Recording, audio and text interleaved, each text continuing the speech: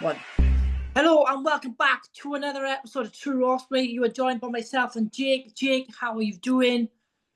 Good, thanks, mate. Good, thanks. As you can see, we are joined by a Stormers fan. Anthony, how are you? Thank you for joining us today. I am fantastic. It's a bit funny weather here. Typical Cape Town weather we've had every season in the past hour or so here. So, yeah. Yes, so before we get on to last week's review, Anthony has joined us because this week we host the Stormers. And now, some might say not many teams nil a certain Leinster province, Irish province, sorry. But a 17-year record got broken last week by the Stormers nilling Leinster.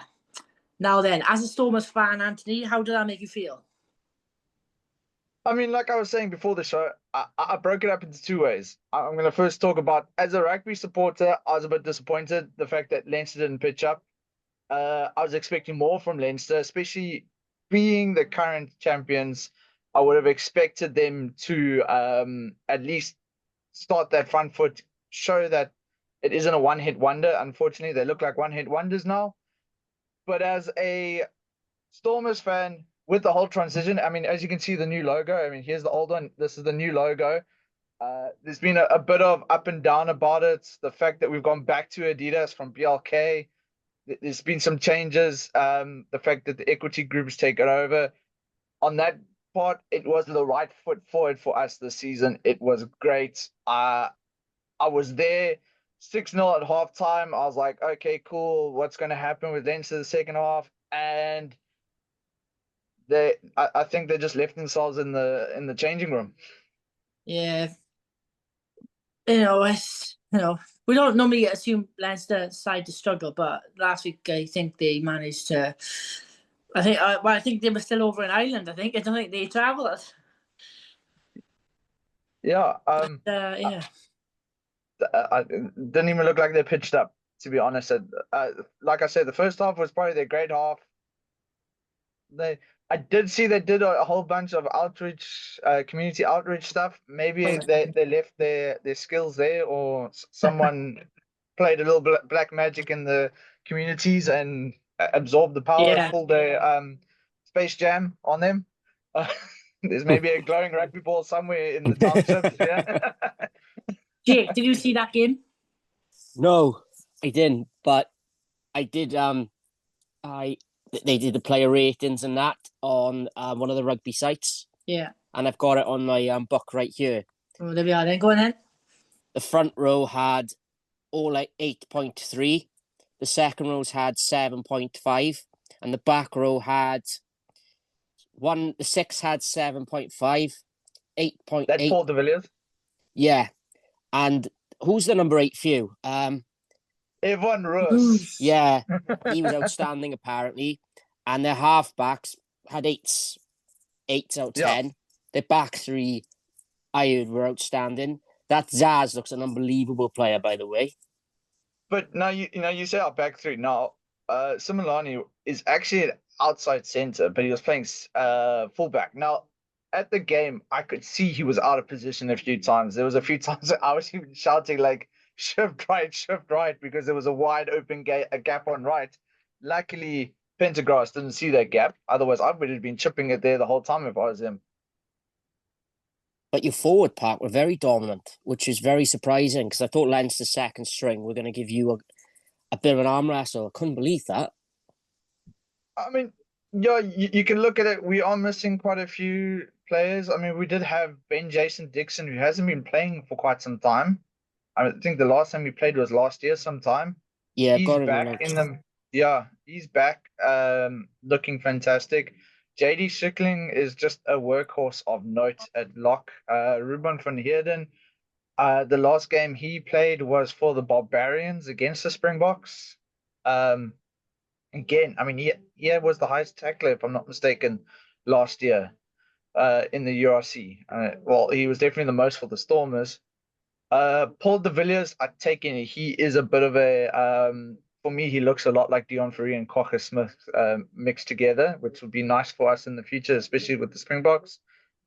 I mean, we got Dion Faree who's out. We're missing Sasha. We're missing Corbus Reinach, who signed for us this year.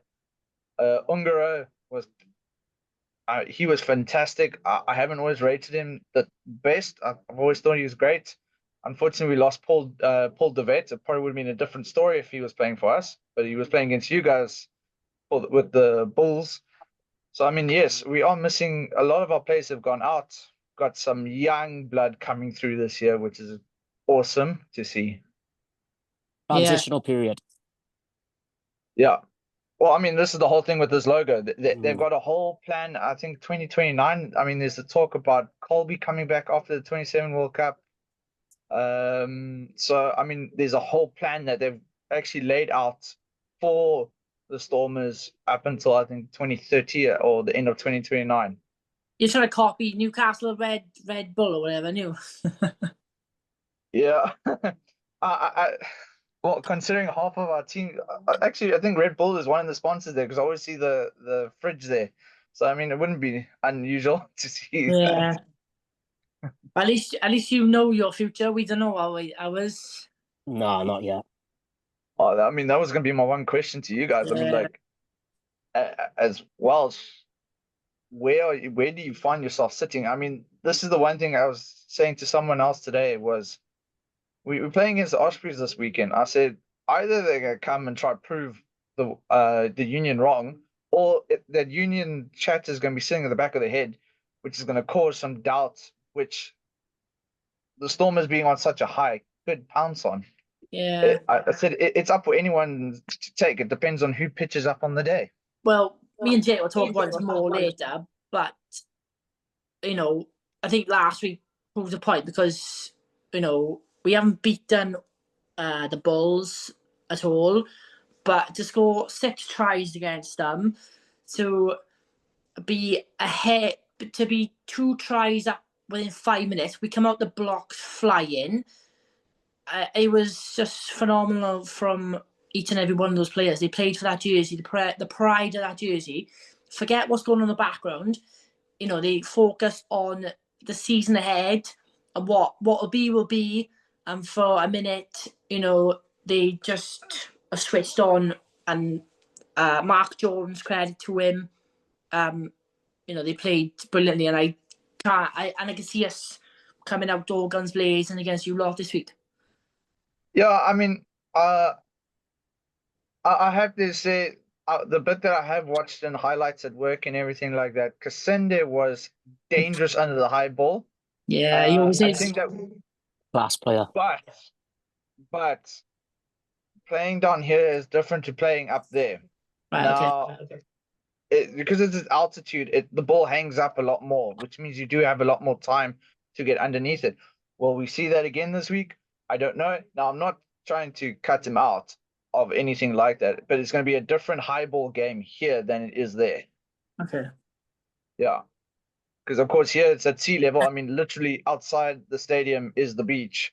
All right. And, yeah, Loftus, of course, is up on top of a mountain in height here. Yeah. So, I mean, we have to see what happens. But again, we've also got guys that are awesome under the high ball, like Similane, Zas, Sanatla was awesome under the high ball. Ruan controls that center and that back line. Awesome. I've always rated Ruan now highly. Got Dan Duplessis as well.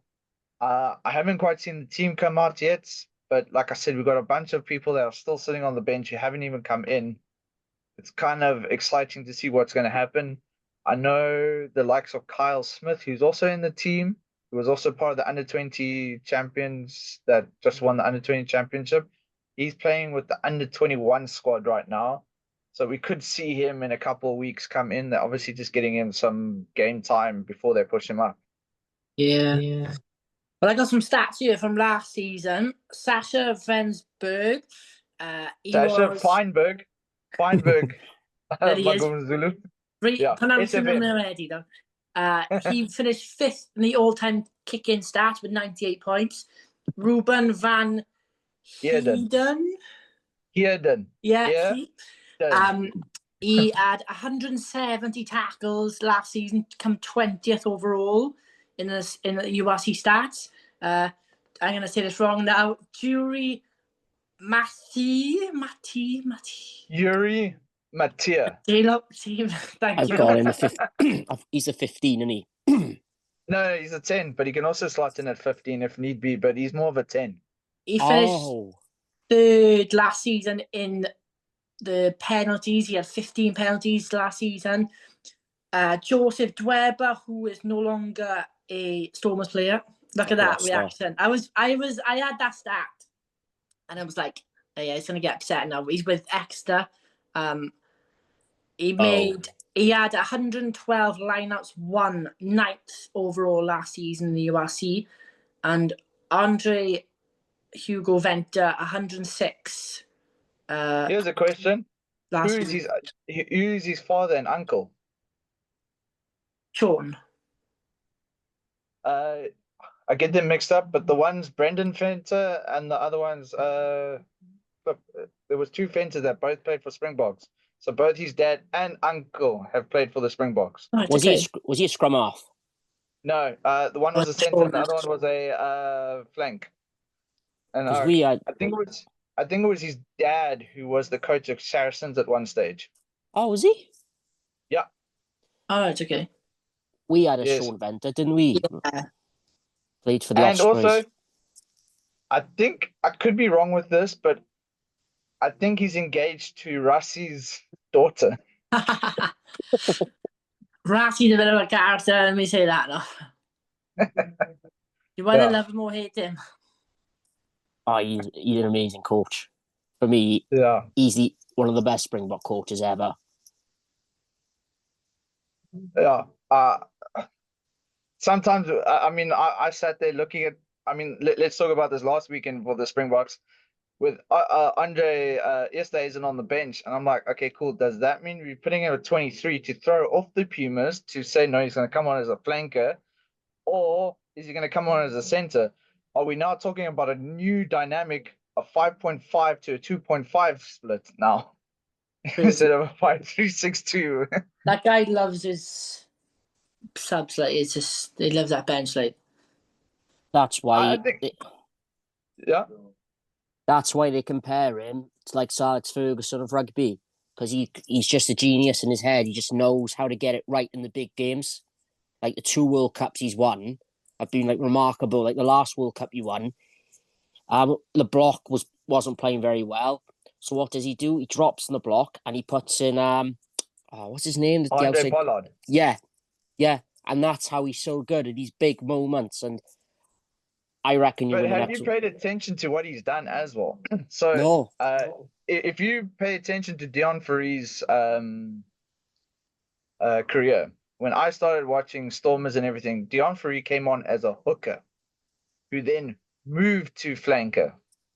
When he went to the Springboks, there was one game when I saw Deon Foury was wearing 16, and I'm like, let me guess, he's going to pull off who's ever on the flank, put him on the flank, and leave the hooker on the whole weekend. Which, if you watch the Argentinian game, he did with Marco van Staden, who is also a hooker from training and everything like that. So Mark played the whole game straight through. Wow. crazy. Yeah. This Talking about... No, go on. No. He thinks in a completely different way. I have noticed Dobson almost copies him in a way sometimes. It was my original problem I had with Dobson.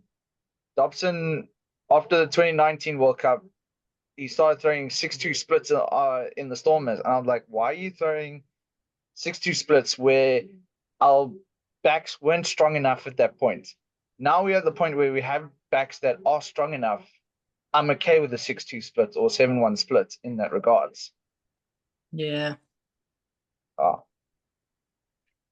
Right then, we briefly touched on it earlier. Dweber is one of 9 Stormers players that have left over the summer. How big of a loss is Dweber to your pack? He was a physical force. I'm not going to lie. him on defense as well was fantastic and everything.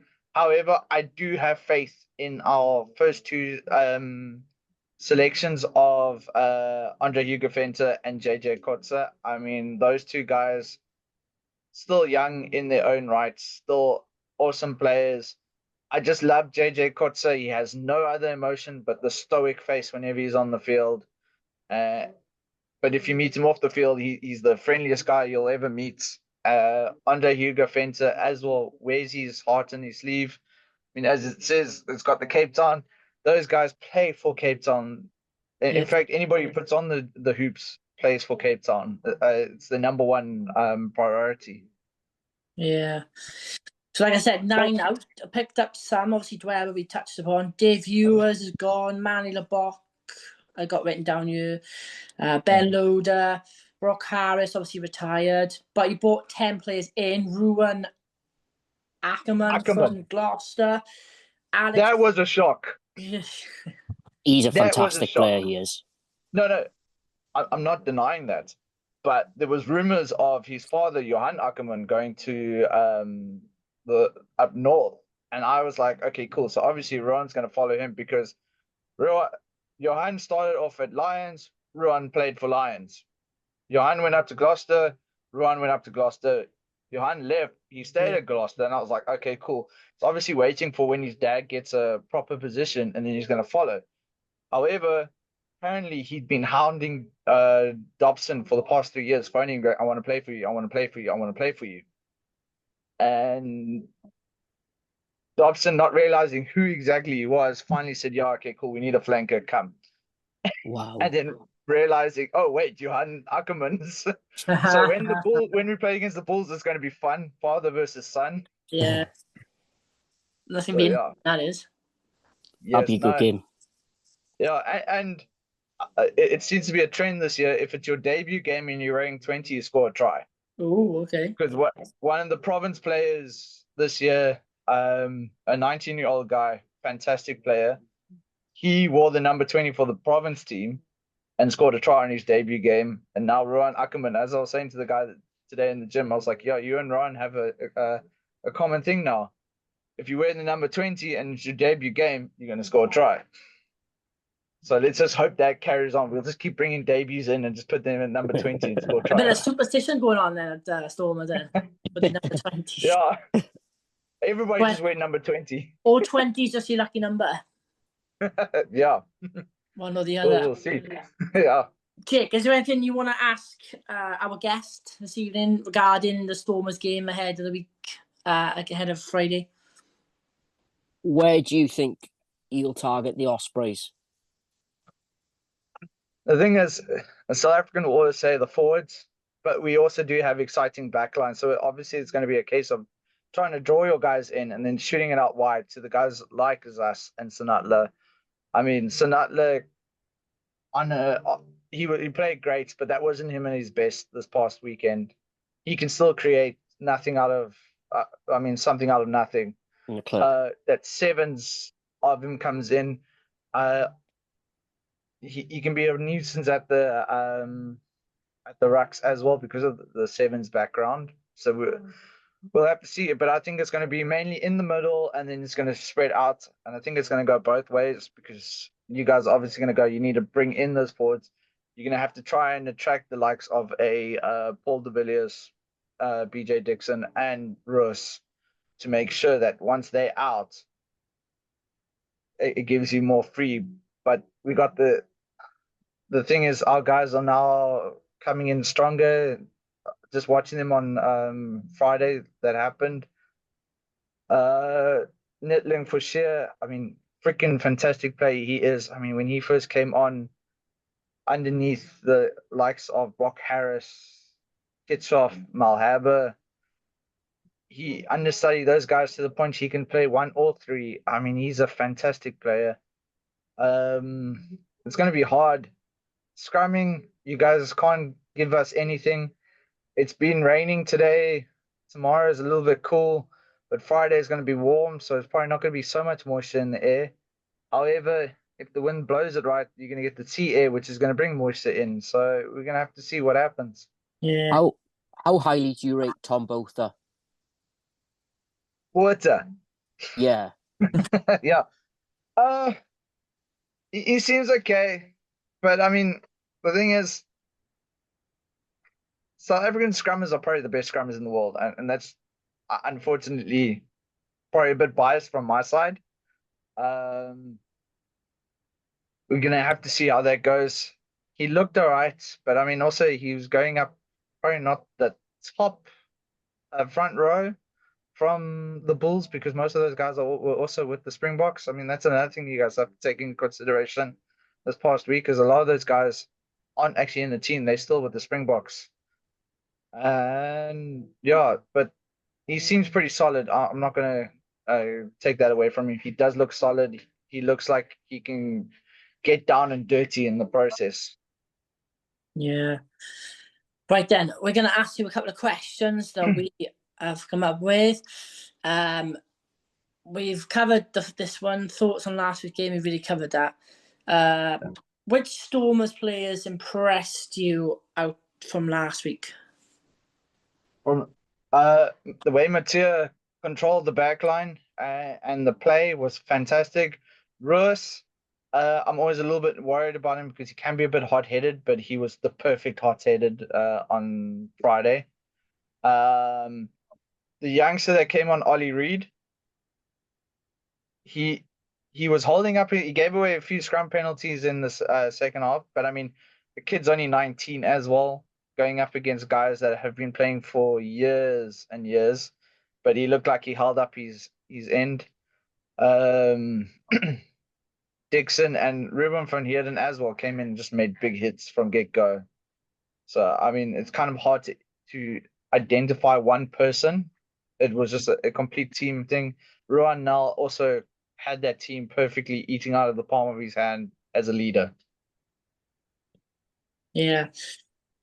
Who in the Osprey squad would make it into the Stormers squad? Oh,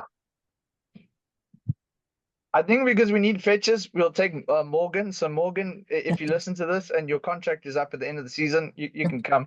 Don't have to worry about the Welsh Union. Yeah, I think Morgan's a good one. I know Moriarty can be a bit of a hothead. We've had some, the South has had a few run-ins with him at international level. Kasende, I think that would also, he could be a problem. One of the guys from the podcast that I do, said when he met him at the Cheetahs, he said he could see that kid. Well, at that stage, that kid had some potential talent, and if he isn't kept for long, he's going to go elsewhere, which unfortunately he has. Yeah. He's a fan's favourite, Daniel Kasende. Yeah, Yeah. The best I part see about why. the best part about the Ospreys Cheetahs deal is we can get the best Cheetahs players. I'm surprised you didn't take that youngster from the UCT. Keep forgetting his name. Like, there's a youngster who was the top scorer for our varsity cup, which is kind of like our feeding program into the thing. So it's all the top universities. So I mean, the best way to explain it is kind of like football in America, where you have all the universities play against each other for. So we have the same thing with rugby here, top universities. He was the top point scorer for the tournament, and I think he can also play wing and fly half. Can he? And yeah, he's Wow. at the Cheetahs. So if you were, I wanted to ask you something. Which Yeah. Cheetahs players would you bring if you're the Ospreys now? What Cheetahs players would you look at to bring it to the Ospreys? We're struggling. Kind of hard. I haven't actually quite seen the Cheetahs. I mean, they didn't do too well with in the Curry Cup recently. I mean, they did a lot better than we did. So I mean, yeah, it's. I actually don't quite know. Like I said, that youngster, I keep forgetting. I think it's Matsukatsa or something like that. Senday's mate, the one on the opposite wing. Uh, Not too sure. I'm actually quickly looking up to see if I can get the youngster's name now quickly, because yeah, I mean, he's a fantastic I mean, one player if you could get hold of is George Whitehead, awesome fly half. Andre Null, Kyle Smith, Jasper, Marco, no. You can get Clayton Blommetjes. I mean, he's back with the Cheetahs, and he's a fantastic, and he's also got quite a bit of experience in the URC as Yeah, well. He played for the Scarlet, he did. he did. Yeah. Oh, Yeah, Nkozo Makaza, you got 8 points, so you got a penalty and a try. Very And I impressive. mean, he's this nice young player from, like I said, he blew up our varsity cup. He's the top point scorer, fantastic player. When I heard he signed for the Cheetahs, I was a bit like, I hope he doesn't get lost in the system because, of course, not really playing URC. He was also invited to training camps with the Box. So, I mean, he's definitely on Rusty's radar, and South Africans probably gonna hate me now because I said that. But if you're on Rusty's radar, it means he rates you. Yeah, it's not a bad thing, is it? no, Yeah, he's a clever coach. He's Yeah. building for the future. That's what he does. Well, the World Cup's only Yeah. 2 years away, innit? So why not? Like, and we also now it sounds like we are going to bid for the 2035 World Cup. interesting. Ooh. Yeah, so it'll be nice if the World Cup comes back here after 40 years. But yeah. So yeah. Predictions for the game.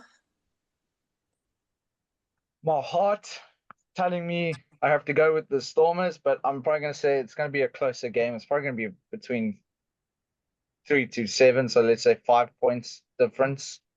If we lose, it's going to be by 5. If we win, it's going to be by 5. I think you guys are going to come back wanting to prove yourselves again from the results against the Bulls, and I think we are also going to want to show that fire that we lit last week has to go through. I'm going to the game, which I'm stoked about. 2 games in a gonna row be for there. you. Yes, 2 games in a row. That hardly happens. But yeah, I wonder I'm they going to win. be. Yeah, I've only ever watched the Stormers lose twice. Oh, it's okay. Utu. Brumbies and Lions. Ooh. Both were Super Rugby. Oh no, I lie. I watched them lose 4 times, and then twice to Munster in that one year where Munster won. So yeah, those are the only times. The last time we played against Munster, I was messaging a buddy of mine who lives in Limerick, going, "Oh, what happened now?"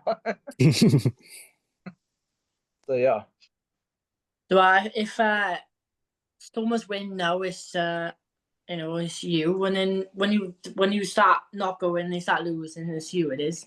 It's that superstition. It is over in South Africa with the Stormers. It is. Players and supporters.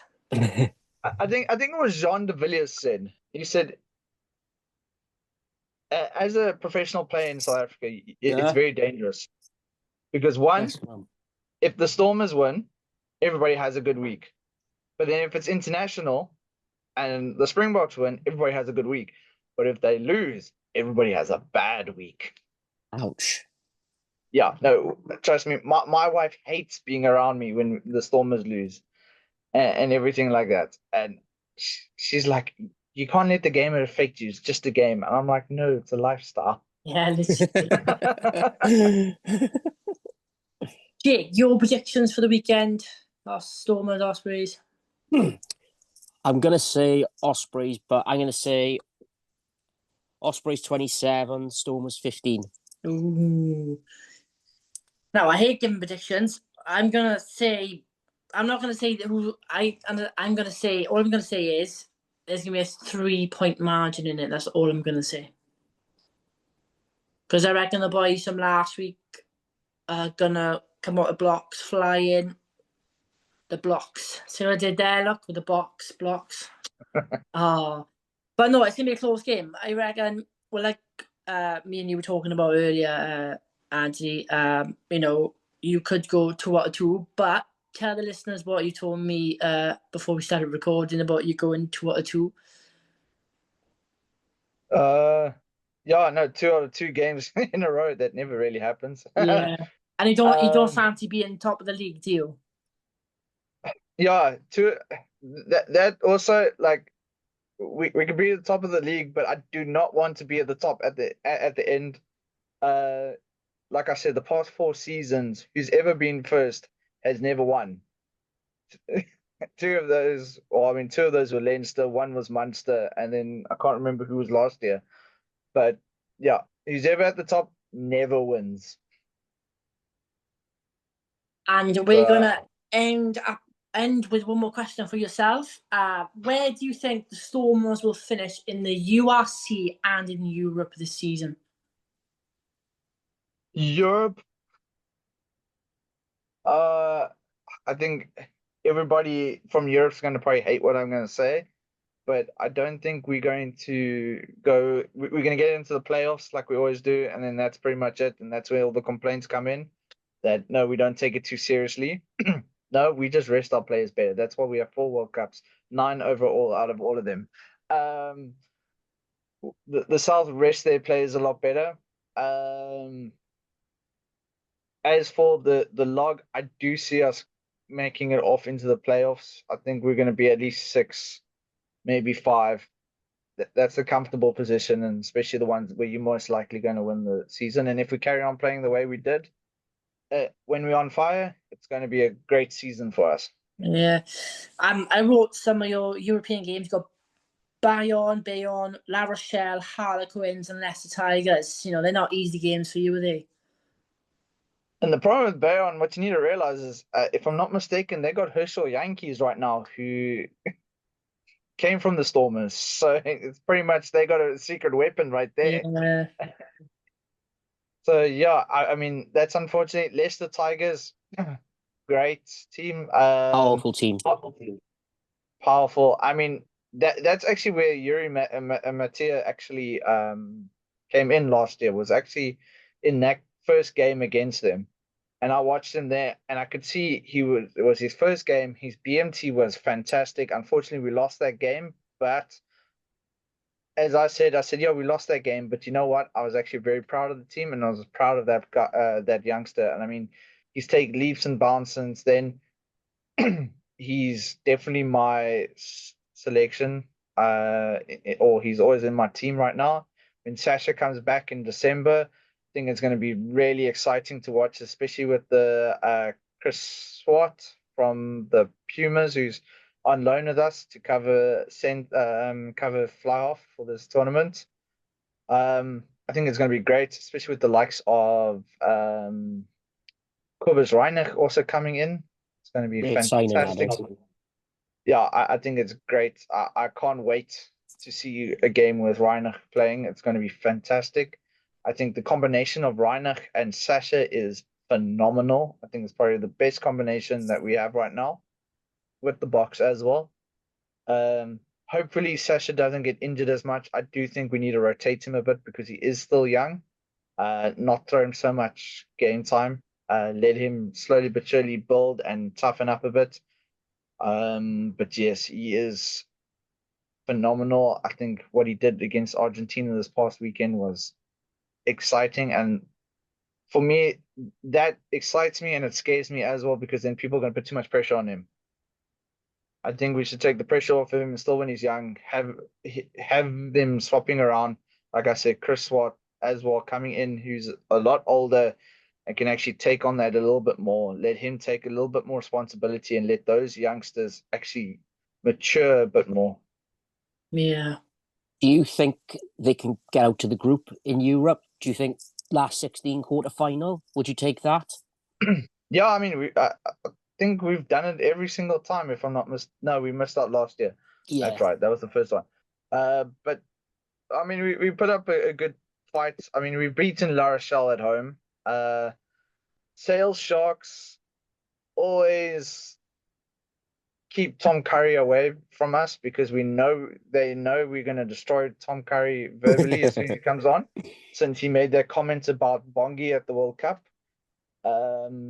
So I mean, yeah, it's Sale Shark, but also against Sale Shark as Robert Dupre, who was a Stormers player as well.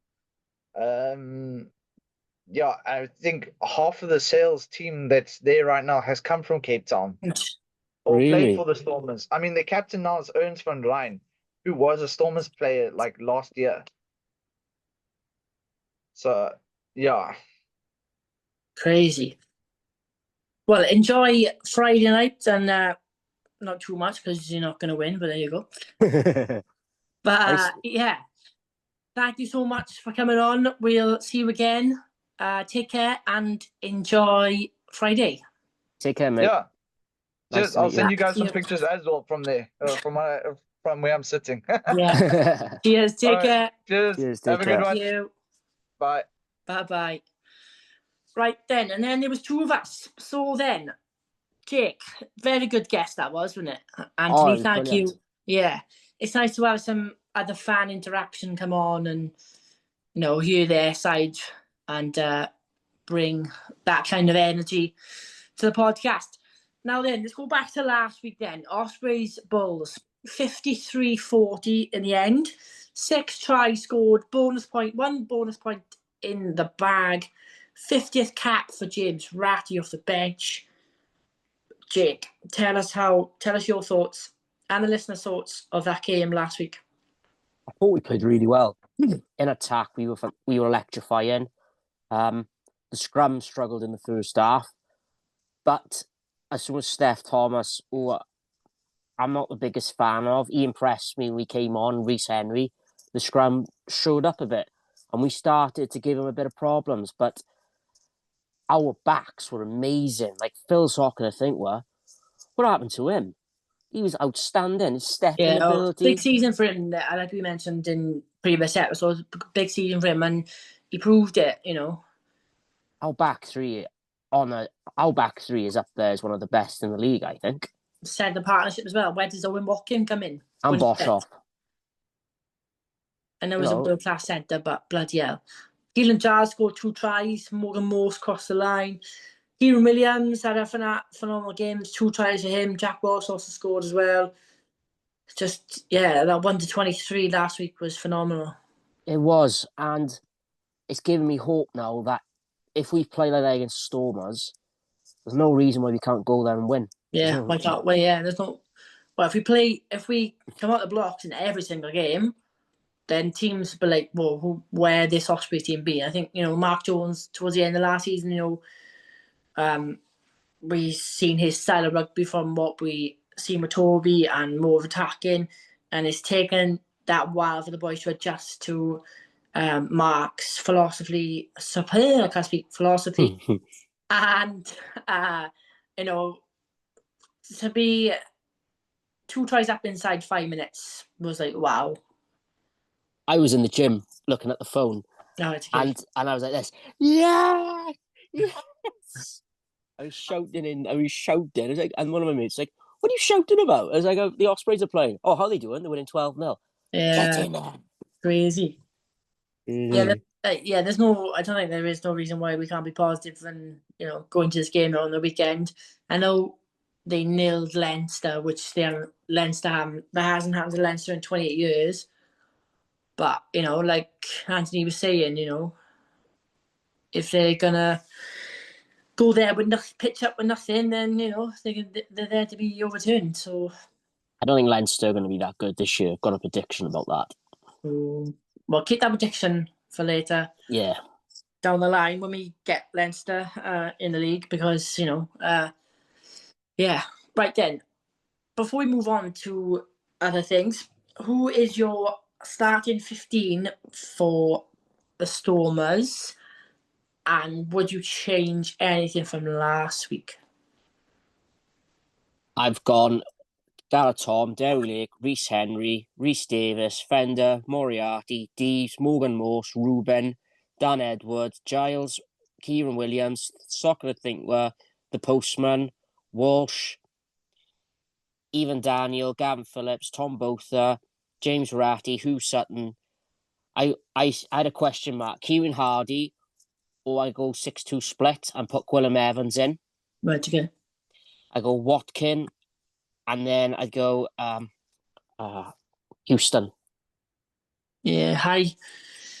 My starting 15 is Gareth Thomas, Lake, Reese Henry, Ratty Sutton, Moriarty, Deeves, Morse, Luke Davis, Edwards, Giles, Keith, Florence, Cassande, Walsh. Just to keep it not change it too much, but have that a bit of rotation in there to keep things fresh because the humidity over there and everything. Why have you gone for Florence? I think he deserves a chance. He played quite well. Yeah, he did. Yeah, he opened them up once or twice. This is why, like we said a couple of episodes in previously, our centres are we're blessed in that centre partnership. Oh yeah, we are. I know Keith and Cocker Singer played really well last week, and I'm not being in anything malice or anything, but Tom Florence came on and fresh legs.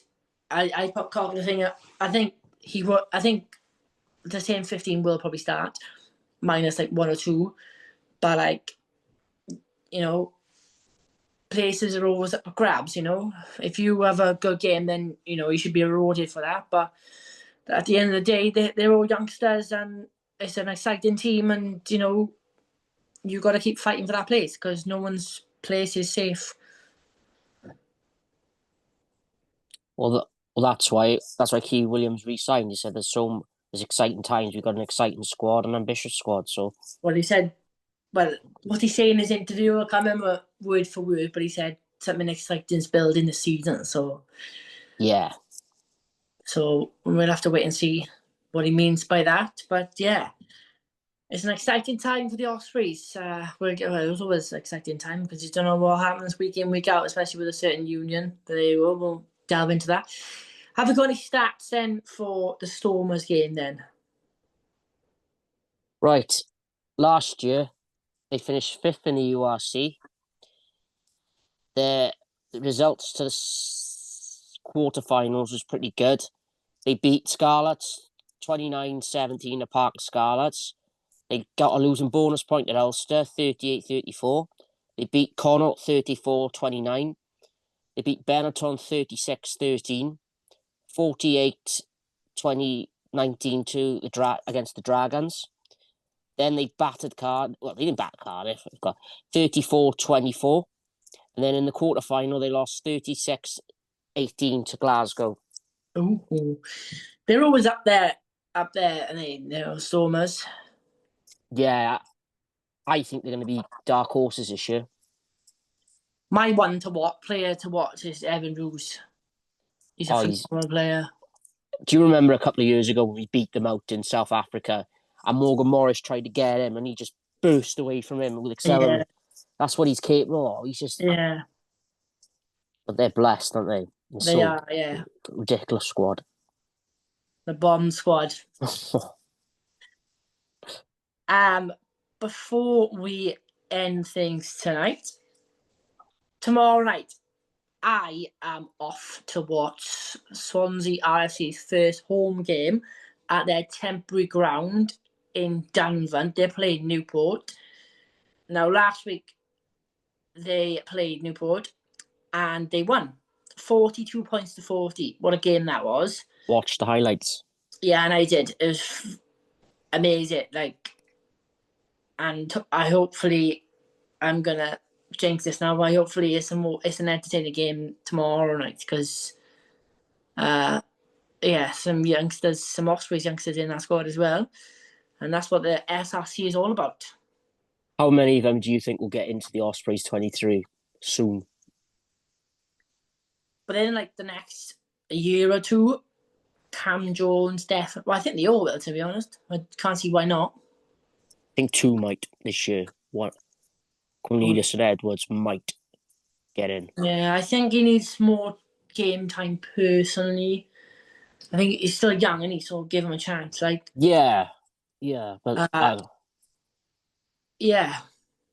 I haven't seen the team. They haven't released the team. Ewan Cornelius, obviously Harry Houston's out in South Africa. Cam Jones, Kieran Hire, Yeah, and obviously the other game, which is on Saturday, is the reverse fixture of last Thursday's game. Bridgend Aberafon, but this time it's in Bridgend. Final score there, Aberafon just pipping it 37-35. I watched that game. Same. Fantastic game of rugby.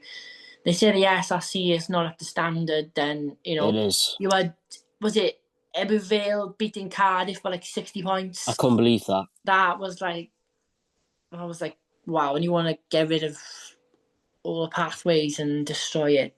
It's crazy. Keep that up, and phenomenal. Turning to local rugby this weekend, Skewen RFC travel to Maesteg Quins, Birchgrove away to Bryn Heathen, Bonamine away to Gleneath, and 2 years to go until the opening game of the Rugby World Cup 2027. The draw for the pool stage is Wednesday, the 3rd of December, where we find out who we got. Ooh. Big autumn for Wales, this is. Yes. New Zealand, Japan again. Gonna be interesting. South Africa, Argentina. Yeah. It's gonna be Steve Tandy's gonna be, well, this is his time to not only blood more youngsters in personally, but to get his philosophy across and to see, you know, what he can do with this Wales team. Can he turn things around? Only time we'll see. The referee for the Stormers game is Peter Martin. It's a 6 o'clock kickoff on Premier Sport, Friday in Cape Town, South Africa. Like Anthony was saying, right by the beach. So if the Ospreys win, which they're going to do, there's going to be a 3-point difference, and the Ospreys are going to win again. They're going to all have a beer and a barbecue on the beach after the game. But no, yeah. Can't believe that we're into our second game already, the URC. It's nice to be back to normal rugby. Yeah, it is. And look at the players we've got to come back. Yeah. Jack Morgan, Ryan Smith, Boshoff, Watkin. Sam Parry. Oh my God. Ryan Combia. This is a squad now that could really get some silverware this year, finally. Touch wood. Hopefully, and no injuries. Yeah. No injuries. Well, before we come on air, Simon Thomas, the rugby guy, guru, he said that Jack Morgan has picked up a slight injury on Welsh Rugby Union training. So, well, I seen him last week and he was fine. So it must have been this week he picked up that little injury to one of his muscles. I can't remember which one it was. But no, this has been episode 5 of True Osprey Podcast with myself, Jake, and our guest, who's not here now, Anthony. Before we wrap things up, where do you think the game will be won and lost Saturday? Up front. Yeah, Anthony mentioned that, didn't he? So I think if Rhys Henry plays well, he's a starting tight for us now, I think. But you do have a powerful front row to come off the bench. Bit like a Welsh bomb squad, so yeah. Yeah. I think if we fast start like we did last week, I think we're gonna win. Yeah. Be interesting to see. So that has been episode 5, True Osprey. Thank you once again for listening. Don't forget to like, share, subscribe on YouTube. We're on TikTok. We're on Facebook. We are on Spotify. This has been True Osprey. Have a good week. Good luck with the Ospreys. If you are travelling out there or have travelled out there or remained out there, safe travels when you come home. And we'll be back next week to talk all things Zebra and react to this week's game against Stormers. Thank you very much and good night.